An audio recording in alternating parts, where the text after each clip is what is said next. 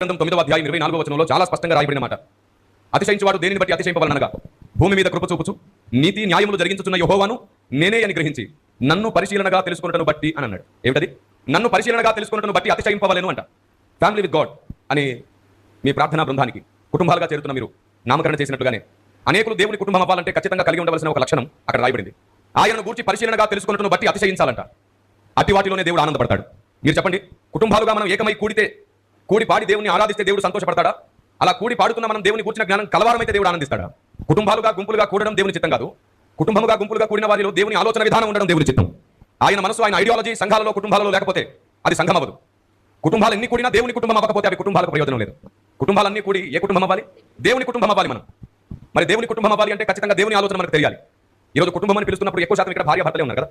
నేను కూడా కుటుంబం అని పిలిచినప్పుడు మీ ముందు నేను అలాగే ఉన్నాను. మరి దేవుని కుటుంబం అంటే కూడా దేవునికి ఎవరు కావాలి? భార్య కావాలి. మరి ఎవరైనా భార్య అంటే